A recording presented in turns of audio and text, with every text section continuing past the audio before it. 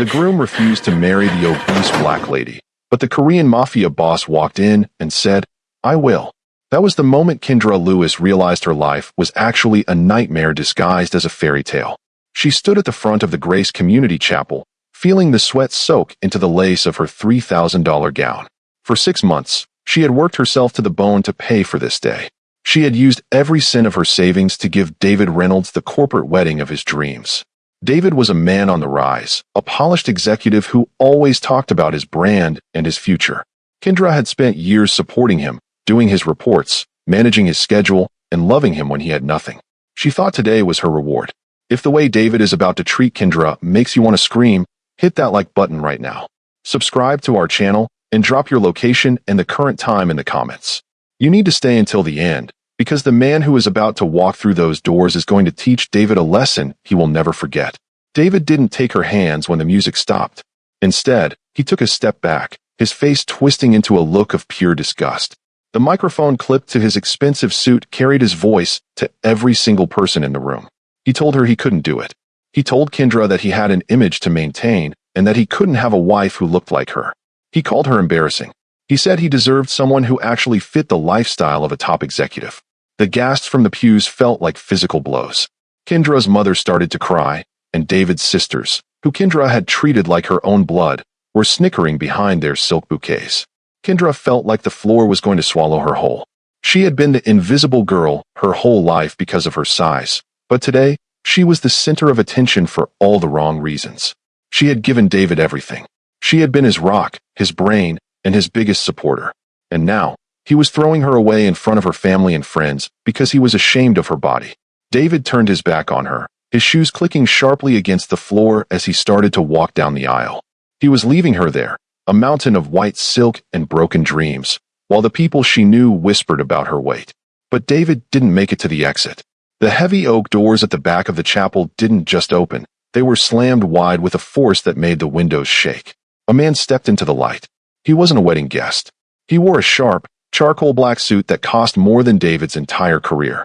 As he walked toward the altar, the light caught the dark ink of a tattoo crawling up his neck. This was Seo Kong-woo. He was a man people only spoke about in hushed tones in the financial districts. They called him the Ghost of Seoul. He was the head of a massive syndicate that controlled half the city, and he was the last person anyone expected to see in a church. Kong-woo didn't even look at David as he passed him. David actually scurried to the side of the aisle to get out of the way, looking like a scared child. Kong-woo walked straight up to the altar and stood in front of Kendra. He didn't look at the priest or the shocked crowd. He reached out and used his thumb to wipe a single tear from Kendra's cheek. His touch was light, but his eyes were like cold stone. He turned to the priest, his voice a deep baritone that commanded the entire room into total submission. He said that if the fool didn't want a diamond, then he would take her. He told the whole church that he would marry her right now. The room exploded in confusion, but Kong-woo didn't blink. He grabbed Kendra's hand, and for the first time in her life, she felt like she was standing next to a king. Seo Kong-woo didn't wait for a response from the priest, who looked like he was about to faint. The air in the chapel had changed from the scent of lilies to the heavy, electric feeling of power. Every person in those pews was holding their breath. Kendra looked up at the man standing beside her. She knew him, but only from a distance. As a forensic accountant, she had spent weeks digging through the complex financial records of one of his companies. They had met only once, in a cold, glass-walled office where he had watched her work with an intensity that made her heart race. She thought he was just another client. She never thought he was watching her for a reason. Kendra whispered to him, her voice shaking so hard she could barely get the words out. She asked him what he was doing and told him he didn't even know her. But Kong-woo leaned in close, so close she could smell his expensive cologne and the faint scent of something metallic. He told her that he knew her better than the coward David ever did. He called her the most brilliant woman in the city. He told her he knew she had found the hidden leaks in the Hangul accounts, and that she was the only one brave enough to fix them. He said she was a queen trapped in a world of small-minded people who weren't fit to breathe her air. He squeezed her hand, and his grip felt like iron. It wasn't a request, it was a claim. Down the aisle, David Reynolds had regained some of his courage, which was his first mistake. He started shouting, asking who Kong-woo thought he was, and telling him to get away from his wedding. But Kong-woo didn't even turn around. He just made a small gesture with his hand. Two massive men in suits stepped forward from the back of the room. They didn't hit David, they just stood in his way, their faces like masks. David turned pale. He realized he wasn't dealing with a corporate rival. He was dealing with a man who could make him disappear before the sun went down. The guests who had been laughing at Kendra moments ago were now looking at their laps, terrified that Kong-woo might notice them next. Kong-woo led Kendra off the altar. He didn't stay for the ceremony because he didn't need a priest to tell him what belonged to him. As they walked down the aisle, the same people who had snickered at Kendra's size were now bowing their heads as she passed. She felt the weight of her gown change. It no longer felt like a symbol of her failure. It felt like a robe of power. Kong-woo led her out the front doors to a fleet of black SUVs that were idling at the curb. His men held the doors open like she was royalty. As the door clicked shut, cutting off the sound of the church, Kendra finally felt like she could breathe. Inside the darkened interior of the vehicle, Kong-woo handed her a silk handkerchief. He didn't say anything at first. He just let her sit in the silence of her new reality. Kendra asked him why he would do this. She was a forensic accountant, someone who lived in the world of facts, and none of this made sense. Kong-woo looked out the window at the passing city, his jaw tight. He told her it was because she had a gift for seeing patterns where others saw chaos. He said he needed someone like her by his side, but not as an employee. He said he wanted her as his wife and his queen. He said he had been waiting for the right moment to take her away from a man who didn't deserve to touch her shoes. Then he told her the truth about David that she hadn't even found yet. He told her that David hadn't just humiliated her. He told her that David had drained their joint account that morning to pay for a penthouse for his new girlfriend. He knew about the debt David was trying to pin on Kendra's name. Kendra felt the blood drain from her face. She hadn't even checked her bank alerts. David had used her for years, and now he was trying to ruin her financially as a final goodbye. Kong-woo reached over and touched her chin, forcing her to look into his dark eyes. He promised her that by the time he was done, David would wish he had never been born. The SUV pulled into the gates of a massive estate on the outskirts of the city. It was a place of high walls and armed guards, a fortress built for a man who lived in the shadows. Kong-woo told her that this was her home now. He said that in his world, people would fear her because she belonged to him. He told her that the world was done laughing at her. He said that from this day forward, she would be the one who decided who lived and who lost everything. Kendra looked at the black diamond ring he pulled from his pocket, and she realized the forensic accountant she used to be was gone. She was now the woman of the ghost of soul, and the revenge was only just beginning.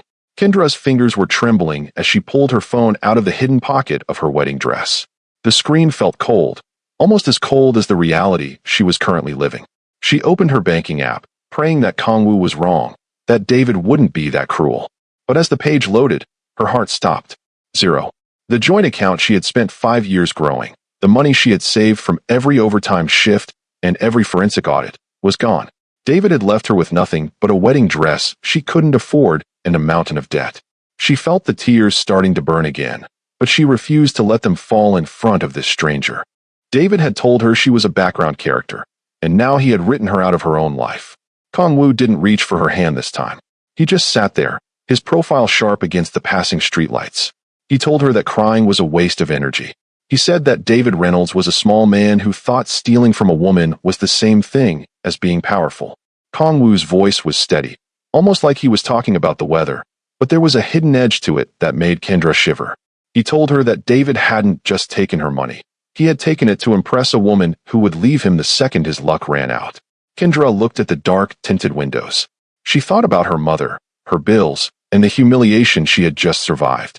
She felt small, but for the first time, she also felt a spark of something else. Rage.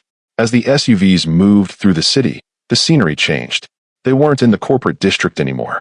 They were heading toward the hills, toward the kind of estates that people like Kendra only saw in movies. The gates they passed through were reinforced steel, guarded by men who didn't look like security guards. They looked like soldiers. Kong-woo told her that from this moment on, her old life was dead. He said the girl who let people walk over her had stayed at that church. He told her she was now part of a world where loyalty was the only currency that mattered. Kendra looked at the black diamond ring on her finger. It felt heavy, a constant reminder that she had traded her freedom for protection. They pulled up to a massive glass and stone structure that overlooked the entire city. Kong-woo got out and held the door for her himself. He didn't look at her with pity. He looked at her with an intensity that made her feel like she was the only person in the world who mattered. He told her that her mother had already been moved to a safe location and that her bills had been settled. Kendra was stunned. She asked him how he had done all of this so fast. He simply replied that power doesn't wait for permission. As she stepped into the grand foyer, the marble floors reflecting the moonlight, she realized she wasn't a forensic accountant anymore. She was a woman standing on the edge of a new, dangerous beginning. Kong Wu stood at the bottom of the stairs, his shadow long and imposing. He told her that he didn't want her to be a victim in his story. He said he brought her here because she was the only one who could help him fix a problem that was worth millions. But more than that, he said he brought her here because he wanted to see what happened when a woman with her mind finally realized she was a goddess. Kendra looked at him, really looked at him, and realized that for all the danger he represented, he was the first person to ever see her as a prize. She took a deep breath, clutching the silk of her gown, and followed him into the dark. He was her shield now, and she was his anchor. The game had just begun for them both. David had no idea what was coming. Kendra was ready to take everything back from the world. Kendra stood in the middle of the master suite, and for a moment, she couldn't move. The penthouse was a masterpiece of glass and steel, with views of the city that made the world look like a toy box. But it wasn't the view that took her breath away. It was the closet. Kong Wu had told her he replaced her wardrobe, but she hadn't expected this. There were rows of silks, wools, and leathers, all tailored perfectly for a woman with her curves. These weren't the clothes she usually wore, the loose, dark outfits meant to make her disappear into the background. These were bold colors, deep emeralds, rich burgundies, and midnight blues. They were designed to be seen. She touched the sleeve of a silk dress, the fabric feeling like water against her skin. For years, David had told her she should wear black to look smaller. He made her feel like her body was a problem that needed to be hidden. But as she looked at these clothes, she realized they were made to celebrate her. There were no plus-sized labels here. There was only luxury. She realized then that Kong Wu hadn't just bought her clothes. He had bought her a new way of seeing herself. She pulled on a deep red gown that draped over her hips, the fabric hugging her in all the right places. For the first time in her life, she didn't look in the mirror and see a fat girl. She saw a powerful woman. The door to the suite opened, and Kong Wu stepped inside. He had removed his jacket and rolled up his sleeves, revealing the intricate tattoos that covered his forearms. He stopped when he saw her. He didn't say anything at first. He just stood there, his gaze traveling slowly from her head to her toes. It wasn't the way men usually looked at her, with either judgment or hidden laughter. It was a look of pure, unadulterated appreciation. He walked toward her, his footsteps silent on the thick carpet. He stopped just inches away, and the heat radiating from him made Kendra's skin tingle. He reached out and traced the line of her shoulder, his thumb brushing against the silk. He told her that she had spent too long listening to people who were blind. He said that in his culture, a woman with her presence was seen as a sign of wealth and health. He told her that David was a fool who wanted a trophy he could control, but he wanted a woman who could stand beside him. He said she was magnificent. Kendra felt a rush of heat that had nothing to do with the room's temperature. It was the slow burn of being truly seen by a man who didn't care about social rules or corporate images. Kong Wu told her that tonight they would begin their work. He said the men who were stealing from him thought they were smart, but they hadn't met her yet. He promised that while she worked to find his money, he would work to make her feel like the queen she was. He told her that he didn't want her to hide anymore. He wanted her to walk through his world with her head held high, knowing that anyone who dared to look at her with anything but respect would have to answer to him. Kendra looked at her reflection in the glass, the city lights shimmering behind her. She realized she wasn't just safe, she was empowered. She was no longer running from her past. She was stepping into a future where she was the most dangerous woman in the room. She was his queen now, and nothing could stop them. He smiled for the first time, and the world outside seemed to wait for her command. David was nothing but a ghost now. Kendra was finally, truly, absolutely free. Numbers have a funny way of telling the truth when everyone else is lying. For Kendra, sitting in a high-tech office surrounded by monitors felt more natural than standing at an altar. David had always mocked her job, calling it boring and saying she was just a glorified bookkeeper. But as she sat in the silent, glass-walled room at the CO estate, she knew she was the most powerful person in the building. Kong Wu had handed her the encrypted ledgers of his legitimate shipping companies, and within 2 hours, Kendra had found what his best security teams had missed. This wasn't just a small accounting error. This was a massive, deliberate theft. Someone deep inside his organization was moving millions of dollars into accounts linked to the Hangul syndicate. She leaned back in the ergonomic chair, her eyes tired but her mind racing. David Reynolds had stolen her savings to buy a girl a penthouse, But these people were stealing an entire empire to fund a war. The scale of the betrayal made her stomach turn. She wasn't just looking at spreadsheets. She was looking at a map of a planned execution. If this money kept moving, Kongwu's legitimate businesses would collapse, leaving him vulnerable to his rivals. She realized then why he had been so focused on her during their one brief meeting months ago. He didn't just want a wife. He needed a genius who could see the invisible threads of a conspiracy. When the door opened, she didn't jump. She felt the change in the air before she heard his footsteps. Kongwu walked in, carrying 2 cups of steaming black coffee. He set one down in front of her, his hand lingering near hers for just a second. He asked her what she had found. Kendra didn't use big words or try to impress him. She just pointed at the screen and showed him the pattern. She explained how the money was being diverted through a series of shell companies in Panama and then cycled back into local accounts. She showed him that the person doing it was likely his own chief financial officer. Kongwu stood behind her chair, his hands resting on her shoulders. The weight of his touch was grounding. He didn't look at the screen with anger. He looked at it with a cold, terrifying focus. He told her that he had suspected a leak for a long time, but no one could prove it. He said his men were good at violence, but they were blind to the quiet movements of money. He leaned down, his face inches from hers, and told her that she had just saved more lives than she could imagine. Kendra felt a rush of pride that she hadn't felt in years. With David, she was always too much or not enough. With Kongwu, she was the key to his survival. He told her that he had been right about her. He said she was a titan disguised as a girl who thought she was invisible. Kendra looked up at him, and for the first time, she didn't feel the need to hide her face or pull her shoulders in. She felt like she belonged in this high-stakes world of shadows and secrets. But the discovery came with a price. Now that she knew the truth, she was the primary target for the people who were stealing the money. Kongwu promised her that his men would never leave her side, but Kendra knew that the game had shifted. She wasn't just a rescued bride anymore. She was a major player in a Mafia war that was about to get very loud. If you can't believe the level of betrayal Kendra just uncovered, you need to hit that subscribe button right now. We are just getting started, and you don't want to miss the moment Kongwu finds out who the traitor really is. Drop a comment with your city and the time you're listening. Do you think Kendra is safe now, or did she just put a target on her back? Stay tuned, because the next chapter changes everything. The library at the CO estate was a place where the air felt old and heavy, filled with the scent of leather books and expensive cigars. It was nearly 3 in the morning, but Kendra couldn't sleep. The data she had uncovered earlier was still screaming in her head. She sat in a massive velvet armchair, wrapped in a silk robe that cost more than her car. The silence of the house was absolute, but it wasn't a peaceful silence. It was the kind of quiet that felt like a predator waiting in the grass. She jumped when she saw a shadow move near the fireplace. Kongwu was sitting there in the dark, a glass of amber liquid in his hand. He didn't apologize for startling her. He just watched her with those dark, unblinking eyes. He told her that he had spent most of his life watching people, trying to figure out their weaknesses so he could use them. He said that when he saw her at the auditing firm months ago, he tried to find her weakness, too.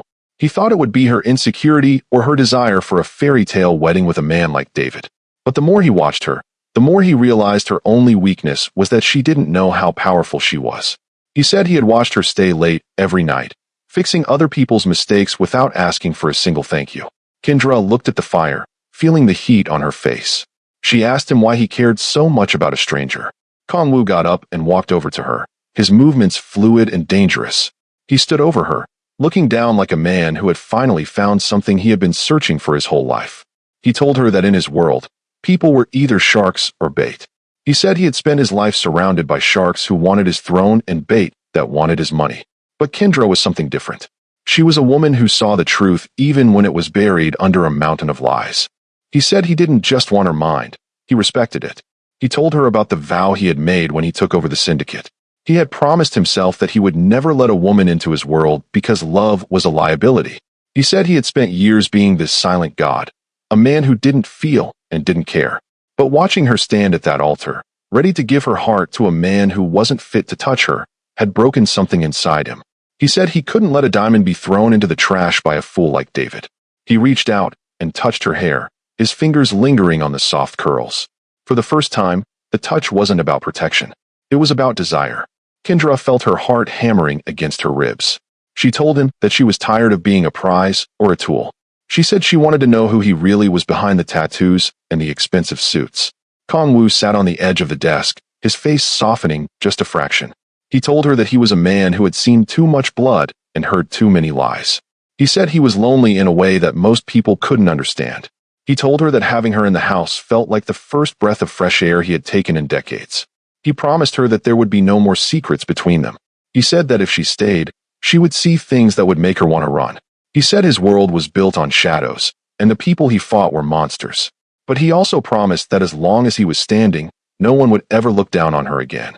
He told her she was the heart of the CO family now, even if the world didn't know it yet. Kendra looked at him and realized she wasn't afraid of the monsters anymore. She was only afraid of losing the man who finally saw her. As the fire died down to glowing embers, they sat in a new kind of silence, a silence that felt like a beginning. The house felt different the moment the heavy gates clicked shut behind Kong Wu's motorcade. He had to attend a meeting with the elders of the syndicate, a tradition that even the ghost of Soul couldn't ignore.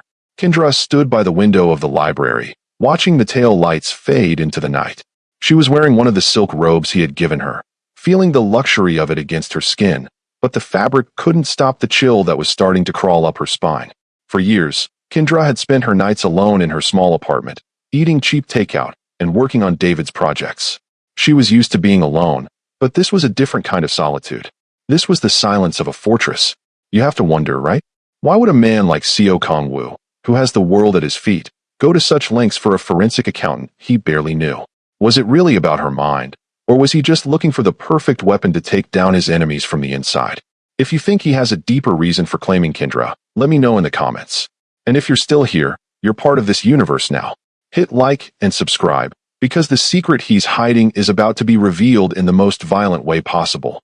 The lights didn't just flicker, they died with a sharp, electric pop that left the room in total darkness. Kendra's heart hammered against her ribs like a trapped bird.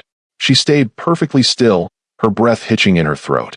She told herself it was just a power outage, but the sky outside was clear and filled with stars. Then she heard it. It wasn't the wind.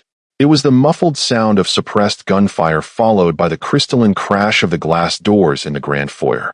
Kendra's first instinct was to run, but her legs felt like lead. She remembered the man with the dragon tattoo telling her that she was a queen, but in this moment, she felt like the same invisible girl David had discarded. She felt like a problem to be solved, a loose end that needed to be cut. She heard heavy boots on the hardwood floors, moving with a terrifying rhythm. They weren't checking for jewelry or art. They were searching. "Where is the girl?" A voice rasped in the hallway. The words were in Korean, but Kendra had spent enough time around Kong Wu's documents to recognize the tone of a command. "The boss wants the accountant. She's the one who can link the accounts to the north.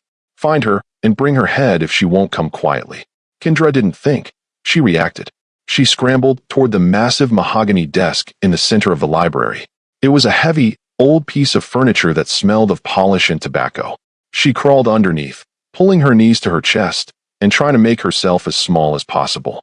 She squeezed her eyes shut, praying that the darkness would hide her curves, praying that her weight wouldn't be the thing that gave her away.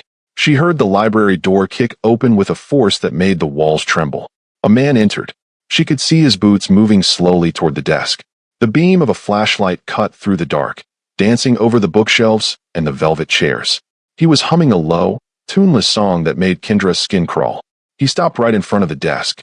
She could hear his heavy breathing, the sound of a man who enjoyed the hunt. He sneered, a sound of pure mockery that echoed in the small space. "I know you're in here, little bird," he said, his voice dripping with a cruel kind of amusement. "A woman of your size can't hide for long. You take up too much space in this world." Kendra bit her lip so hard she tasted blood. The insult hurt more than the fear of the gun. It was the same thing David had said. It was the same thing the world had been telling her since she was a child. She was too big. She was too much. She was a target. She felt the man's hand reach under the desk, his fingers searching for her hair. She wanted the floor to open up. She closed her eyes and waited for the end, wondering if Kong Wu would even miss her, or if he would just find another accountant to balance his books. But then, the air in the room seemed to freeze. A silver blade whistled through the dark, embedding itself in the doorframe with a sharp, vibrating thud just an inch from the intruder's ear. The hunt was over, and the ghost had finally returned to claim his own. The intruder didn't even have time to scream. CO Kong Wu didn't enter the room like a normal man. He appeared like a shadow that had finally decided to take a physical form. He was standing in the doorway, his white dress shirt unbuttoned at the collar and his sleeves rolled up to his elbows. The ink on his arms seemed to move in the dim light. He didn't use a gun. He moved with a speed that defied his size, closing the gap in 3 long, predatory strides. He grabbed the intruder by the throat and slammed him against the mahogany desk with a force that cracked the wood. Kendra watched from her hiding spot, her eyes wide with terror and awe. This wasn't the polished CEO who had wiped her tears at the church. This was the Mafia boss, the man who lived in a world of blood and shadow. The violence was brutal and efficient. Kong-woo used his hands with a cold precision, neutralizing the man in seconds. The intruder crumpled to the floor, a broken heap of leather and bad intentions. Kong-woo didn't even look at the man he had just destroyed. He didn't check for a pulse. His only focus was the space under the desk. He reached down and gently pulled Kendra to her feet. His hands were warm, but his face was a mask of cold fury. He didn't say a word as he checked her over, his eyes scanning for any sign of a wound. He looked at her face, her arms, and the way she was shaking. When he realized she was physically unharmed, the tension in his shoulders dropped just a fraction, but the fire in his eyes didn't go out. He pulled her into his chest, his arms wrapping around her like iron bands. Kendra didn't pull away. For the first time in her life, she felt small, not because she was trying to hide, but because his strength was so absolute that it made everything else feel insignificant. "Are you hurt?" he asked, his voice raw and low. "No." Kendra managed to choke out, her voice barely a whisper. "Kong-woo, who were they?" "They were looking for me. They knew about the accounts." Kong-woo pulled back just enough to look her in the eyes. He told her they were people who thought they could take what belonged to him. He told her that by bringing her into his house and claiming her at that church, he had put a mark on her that would never wash off. He asked her, with a strange kind of vulnerability in his voice, if she regretted coming with him. He asked if she would rather be back in her old life, where the dangers were small and the insults were quiet. Kendra looked at the man on the floor and then back at the man holding her. She thought about David's sneer and the way the guests at the wedding had looked at her like she was a joke. Then she looked at Kong-woo. He looked at her like she was the most precious thing he had ever owned. She realized that she would rather be hunted in the shadows with him than be invisible in the light with anyone else. She told him no. She told him she didn't regret it for a second. But she also told him that if she was going to be in this life, she needed to be more than just a girl hiding under a desk. She told him she needed to know everything. Kong-woo nodded slowly, his thumb tracing the line of her jaw. He told her that the slow burn was over. He said that from this night on, they would begin her training. He wouldn't just protect her, he would weaponize her mind. He said the people who sent those men had no idea what they had just started. He told her that David Reynolds had tried to break her, but Kong-woo was going to make her a legend. He led her out of the library, stepping over the body without a glance. As they walked through the dark hallway, the security teams finally began to move, but Kendra didn't look back. She knew the world was dangerous, but she wasn't running anymore. She was walking beside the king. The healing process was not just about the body. It was a total rebuilding of Kendra's soul. In the days following the brutal attack on the estate, the atmosphere between Kendra and Kong-woo shifted into something deeper. It was no longer a simple case of a victim and a protector. They became a unit. Kong-woo started spending every late night with her in the high-tech office. But he wasn't just monitoring the security feeds. He was actively teaching her the inner workings of his empire. He explained the complex connections between the international shipping lanes, the dock workers, and the digital bank accounts that kept his syndicate running.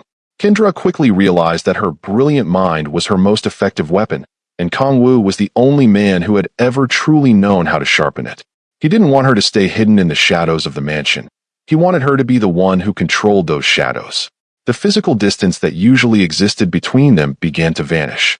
Every time he leaned over her shoulder to look at a complicated ledger, Kendra felt the intense heat of his body. He would rest his large hands on the back of her leather chair, his thumbs occasionally grazing the silk of her custom robe. It was a slow, agonizing burn of attraction that made her heart race more than the sound of gunfire ever could. He never pushed her for more than she was ready to give. He never demanded her affection. Instead, he simply existed in her personal space, claiming her with every lingering look and every quiet word of sincere praise. He told her she was a titan, a woman built to lead an empire. When she looked in the mirrors now, she didn't see the broken girl who had been rejected at the altar. She saw a woman who was rapidly becoming the heart of a powerful syndicate. The emotional healing was the most surprising part of the experience. Kendra had spent her whole life feeling like she was taking up way too much room in society, but Kangwoo made her feel like the entire world wasn't big enough for her presence. He celebrated her curves, her sharp mind, and her incredible resilience. He treated her like she was something sacred. They shared long, comfortable silences that weren't awkward at all.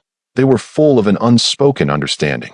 She knew that he would kill to keep her safe, and he knew that she would find the hidden truth for him.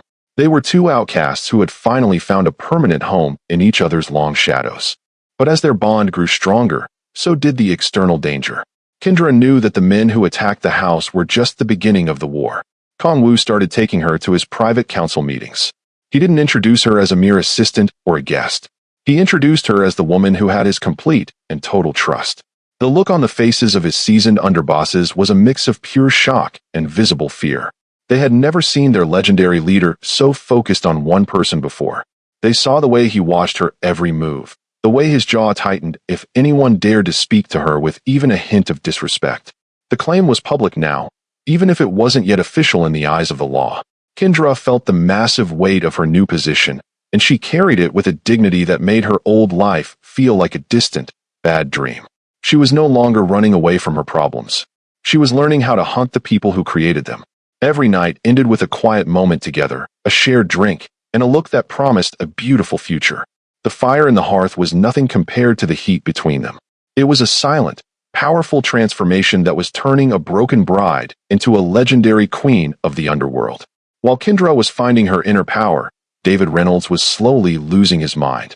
He had once been the golden boy of the corporate world, but after Kangwoo's dramatic intervention at the chapel, David's life had become a total disaster. His bank accounts were frozen, his reputation was in the garbage, and the girl he had cheated with had vanished the moment his money disappeared. He was broke, humiliated, and desperate for a way out. But David was the kind of selfish man who never took any responsibility for his own failures. In his twisted head, Kendra was the sole reason for everything bad that had happened. He hated her because she had found someone who actually saw her worth, and he hated her because she was finally free of his control.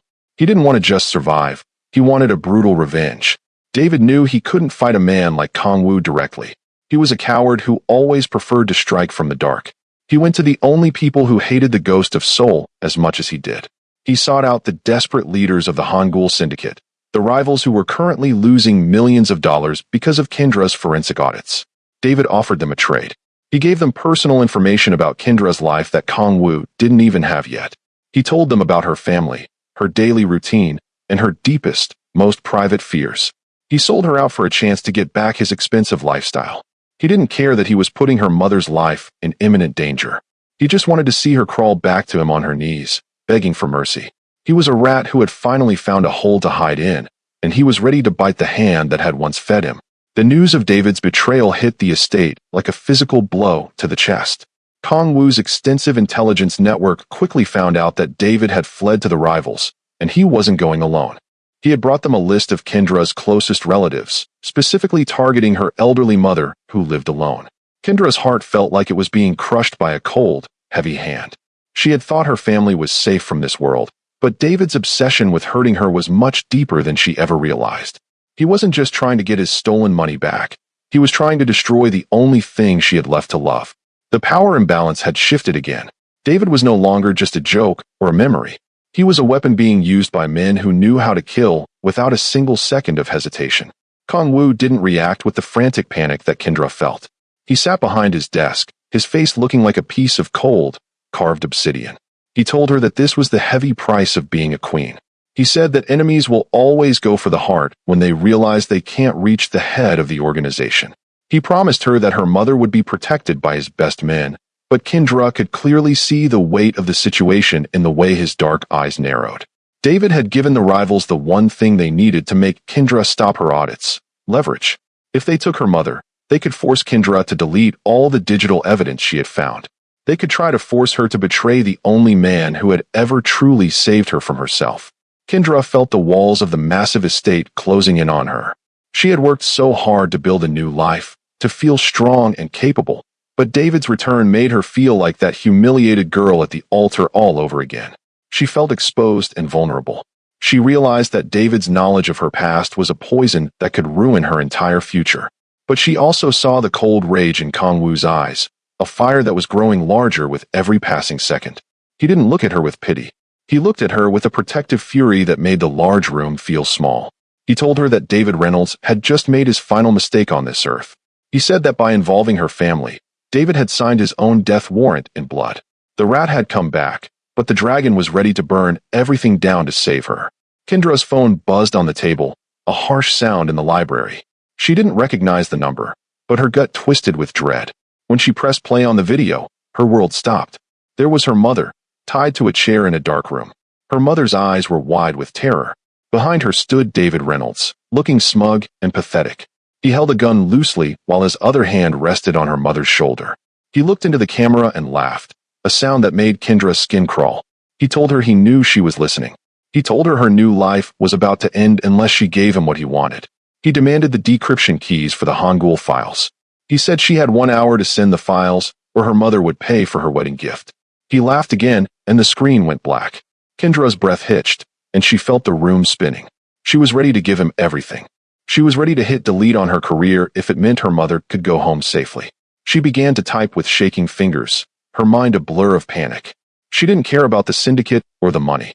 She just wanted her mother to be safe. But before her finger could touch the send button, a warm hand clamped over hers. Kong Wu was standing beside her, massive and immovable. He didn't look at the phone. He looked at her with a focus that pulled her back from a cliff. He took the phone from her hand and, with one deliberate squeeze, he crushed the device until the glass shattered. He didn't blink as the electronics died in his palm. He threw the wreckage onto the floor without a word. Kendra let out a scream and began hitting his chest with her fists. She called him a monster. She told him that was her mother, the only person who had ever truly loved her. She begged him to let her save her mother. But Kong Wu didn't move. He caught her wrists and pulled her close, forcing her to look into his dark eyes. He told her they do not negotiate with insects. He said if she gave David the files, her mother would die anyway because cowards like David don't leave witnesses. He told her giving in wasn't how you save people. He said you save them by taking away the air until the enemy can't breathe anymore. He told her to look at him and see the Mafia boss she had married. He said they would do things his way because his way was the only way she survived. He told her he had already sent his elite units to secure the perimeter of every location David had visited. He said his technicians were already tracking the digital footprint of the video upload. He promised her that by sunset, David would realize that touching the CO family was a mistake you only make once. Kendra felt a cold calm settle over her soul. She stopped hitting him and let out a shaky breath. She realized she wasn't alone and that she had the most dangerous man in the city in her corner. She stood up and looked at the broken phone. She realized that crying was a waste of energy when there was work to do. She told Kong Wu she wanted to be the one to find the location. She told him her mind was the only thing that could bypass David's security. Kong Wu didn't say a word, but he reached out and touched her chin, lifting her head so their eyes met. He told her they were going to finish this together and that she was never going to be the invisible girl again. They walked out of the library, leaving the broken phone behind. Kendra felt a dark sense of purpose. David thought he was playing a game with a victim, but he was actually facing a queen backed by a dragon. The hour was ticking, but the ghost of Soul was already hunting, and the revenge was going to be final. She felt the weight of the black diamond on her finger, a symbol of power. They stepped into the hallway where the guards were already waiting for orders. Kong Wu led her toward the command center, his hand resting firmly on the small of her back. The command center was buried deep beneath the estate, filled with screens showing every corner of the city. Kendra sat in front of a console, her eyes focused on the raw data behind the video David had sent. Her mother was out there, and Kendra knew her mind was the only thing that could find her. Kong Wu stood behind her, his hand resting on the back of her neck. He didn't rush her. He simply waited, his presence a constant reminder that he believed in her brilliance. Kendra felt the familiar rhythm of the numbers, the way they shifted like a language only she could speak. She wasn't just an accountant today, she was a hunter. She ignored the fear and focused on the code, looking for the one mistake David had made while trying to be a villain. She found the discrepancy in the metadata quickly. David had tried to mask his location using a proxy server, but he was sloppy. He had used a public signal from a warehouse district that had been shut down for years. Kendra traced the signal back, bypassing the firewalls until she saw the truth. It was a cold storage facility on the south side, a place owned by a shell company David had helped set up when he was still an executive. Kendra felt a surge of adrenaline. She pointed at the screen, showing Kongwu the exact coordinates. She told him her mother was there, in a room that didn't appear on any official blueprints. She felt a cold sense of triumph. David's past greed had just given her the key to his current hiding spot. Kongwu leaned down, his face close to hers. He studied the map for a second before nodding to his head of security. The room exploded into activity as tactical teams began to mobilize. But Kongwu stayed focused on Kendra. He took her face in his hands, his thumbs tracing the line of her jaw. He told her mind was the most dangerous thing in his arsenal. He said while David thought she was just a girl he could bully, she was actually the one who had just signed his death warrant. He told her they were leaving now, and he wanted her in the command vehicle. He said he wanted her to see the result of her work. He wanted her to witness the moment her life truly changed forever. For a second, the tension in the room seemed to vanish. In the middle of the chaos, Kongwu leaned in and kissed her forehead. It was a soft gesture that didn't fit the brutal world they were in. It was a promise. He told her he was going to bring her mother home, and then he was going to make sure Kendra never had to look over her shoulder again. Kendra felt a wave of relief and determination. She stood up, her shoulders back, her head held high. She was done being the victim. She was done being the girl who hid under desks or cried at altars. She looked at the man who had claimed her and realized he hadn't just saved her from David. He had saved her from her own doubt. As they walked toward the elevators, Kendra felt a sharp focus. She wasn't afraid of the warehouse or the men waiting inside. She knew David was expecting a broken woman. He had no idea she was coming for him with the full power of the CO syndicate behind her. She was the one who had found him. She was the one who had mapped out his downfall using the very tools he once mocked. Kongwu opened the car door for her, and as they sped through the dark streets, Kendra felt a dark sense of justice. David had tried to use her heart against her, but he forgot her mind was the one thing he could never control. The hunt was ending, and the queen was ready for her victory. The rain was hitting the roof of the armored command vehicle like 1,000 tiny needles. Kendra sat in the dark, her eyes glued to the bank of monitors showing the warehouse in high-definition thermal heat. She could see the glowing orange outlines of the men inside. She could see her mother, a smaller, trembling shape tied to a chair in the center of the room. David was there too, his outline pacing back and forth, a jagged shape of nervous energy. He looked small on the screen, a tiny man trying to play a big game he didn't understand. Kongwu sat beside her, his hand resting on the holster at his hip. He wasn't looking at the screens. He was looking at her. He told her to watch closely because this was the moment she stopped being a victim and became the woman everyone feared. He signaled his team with a single word into his headset. The move was silent. On the screens, Kendra watched as the Ghost of Soul units moved through the shadows of the facility. They didn't kick in doors or shout. They slipped through the vents and the broken windows like a dark liquid. Kendra felt her breath hitch as she saw 3 tactical shapes close in on the room where David was holding her mother. She wanted to look away, to hide from the violence she knew was coming. But Kongwu's hand moved to her shoulder, grounding her. He told her to keep her eyes open. He said she needed to see the price of betrayal. David was shouting now, his voice crackling through the hidden microphones Kendra had helped plant via the digital hack. He was screaming about the money and the files, his voice high and thin. He had no idea the room was already full of his own ghosts. David thought he could auction off the woman he discarded like trash. He thought he could use her heart to break her mind. He's about to find out that when you steal from the Ghost of Soul, you don't just lose your money, you lose your right to exist. If you've been waiting for the moment David finally pays for every insult and every lie, hit that like button right now. Subscribe because the justice that's about to be served is something you'll never forget.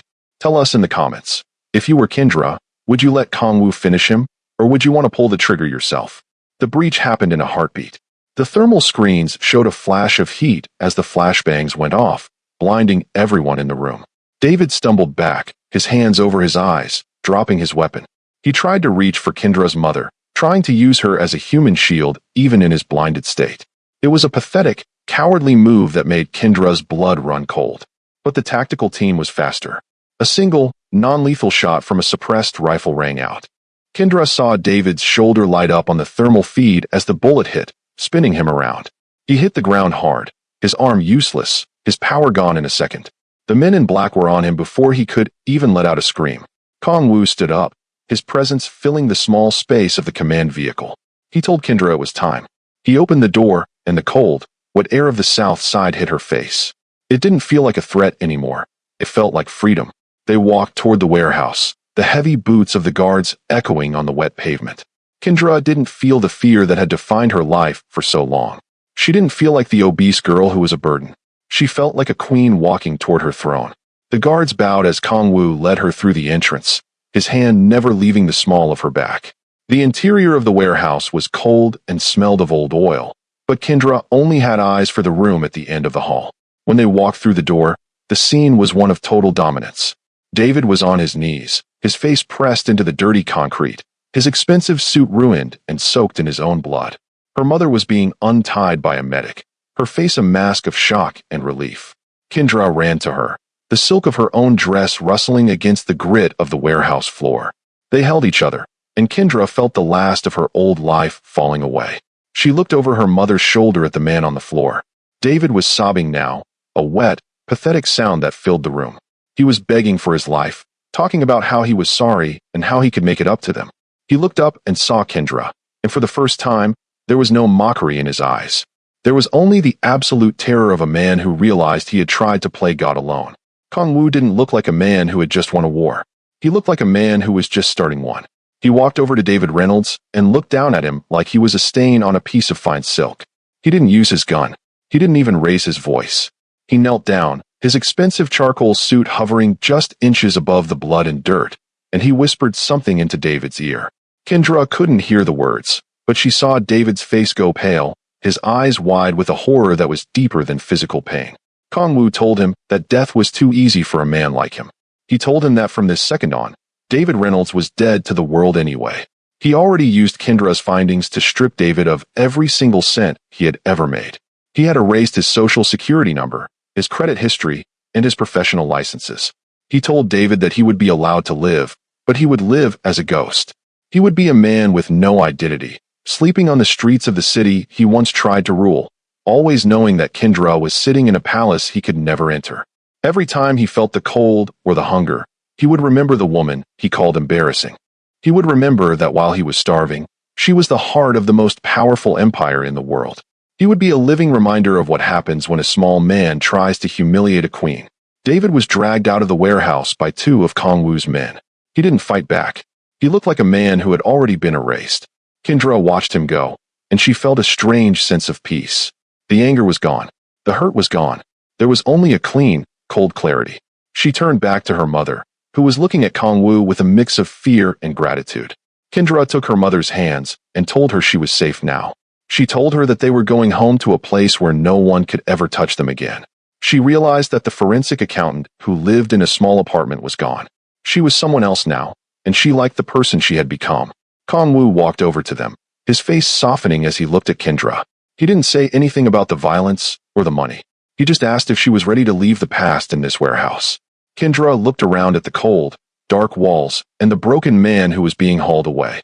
She thought about the church and the laughter and the years of feeling like she didn't deserve a seat at the table. She looked at the man who had seen through her insecurities to the sharp mind beneath. She told him she was ready. She told him she was done with the shadows. As they walked out into the night, the rain had stopped, and the city lights were reflecting in the puddles like diamonds. Her mother was tucked safely into one of the SUVs, surrounded by guards who treated her with the same reverence they gave to Kong Wu. Kendra stood by the car door, looking up at the sky. She felt light, as if a massive weight had been lifted from her shoulders. She realized that she wasn't just safe because of Kong Wu's guns. She was safe because she had finally claimed her own power. She had used her mind to save her family and her future. She was the one who won. Kong Wu opened the door for her, his eyes warm and proud. They drove away from the south side, leaving the ruins of her old life behind. The past was closed, and the claim was about to happen.